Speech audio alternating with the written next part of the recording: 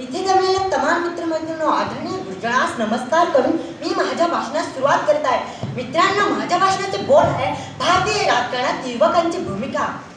लोकांनी लोकांसाठी लोकांकरता चालवलेले शासन म्हणजेच लोकशाही होय.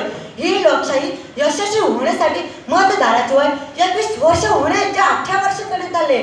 म्हणून तर भारतीय लोकशाहीत युवकांचे महत्त्व खूपच वाढले. आज देश स्वतंत्र होऊन 71 वर्ष पुढे गेली, परंतु राजकारणात समृद्धता आलेली दिसत नाही. नाव मोठे आणि लक्षण खोटे अशी अवस्था आज राजकारणात दिसते. युवा प्रतिनिधी, युवा चेहरा नावाचे युवक राजकारणात सक्रिय झालेले दिसतात, परंतु दादाभाऊ भावी पुढारी या उपाध्येयापर्यंत शिल्लक राहतात. ज्यात केवळ आणि केवळ राजकारणात वाढलेली घरांशाही जबाबदार ठरते. आमदाराच्या मुलाने आमदार बनायचे, खासदाराच्या मुलाने खासदार. आमचे युवक मात्र मारामारी आणि दंगे घोषणाबाजीपर्यंतच मर्यादित राहिले आहे.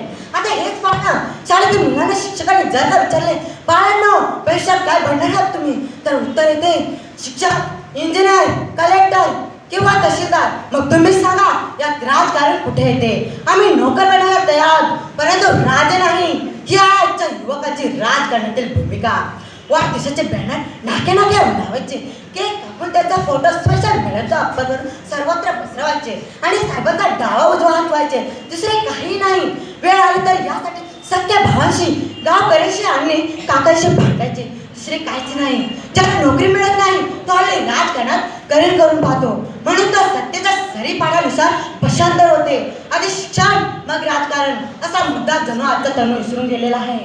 लाख म्हणेल तिथे पाडी काढेल असा म्हणणारा तर आज स्वतःच्या बाबांच्या साहेबावर जास्त विश्वास ठेवतो. निवडणुकीच्या वेळी पैशासाठी वाटेल ते करायचे. माझे साहेब म्हणजे मी अशी भूमिका आज तरुण राजकारणात घेत आहे. येथे मुख्यमंत्री 50च्या पुढचा तर पंतप्रधान 60च्या पुढचा. यातूनच राजकारणातील भूमिका स्पष्ट दिसते.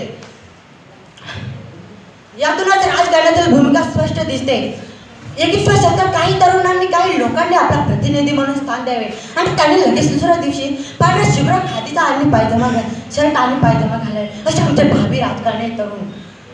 म्हणून की काय ते म्हणतात ना, हे तरुण तर घ्या करून, हे तरुण तर घ्या करून, असे आमचे भावी राजकारणी तरुण उद्याचा देश सांभाळणार आहेत. मोठमोठ्या व्यक्तींबरोबर फोटो काढणे, सभा भाषणे आणि मोठमोठ्या कार्यक्रमात हजेरी त्या व्यतिरिक्त यांना कामही नाही. आयुष्यातील शिक्षणाचे महत्त्व, मान मर्यादा, सन्मान याची नीतीमुळे तो आज कधीच विसरून गेलेला आहे.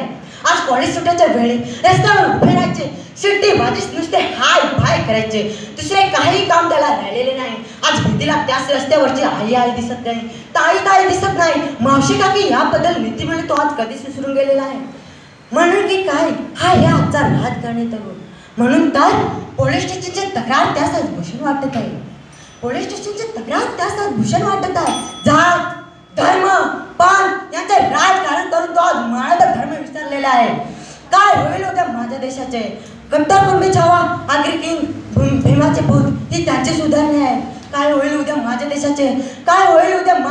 देव जाणे या तरुण पिढीने आदर्श घ्यावा भगतसिंगाचा, राजगुरू सुखदेवाचा, स्वामी विवेकानंदांच्या मार्गाचा. तरच भविष्य उज्ज्वल होईल. अन्यथा कुठे माझ्यासारखे रस्त्यावर अपघात बरं येणार हे निश्चित आहे. विसरू नका.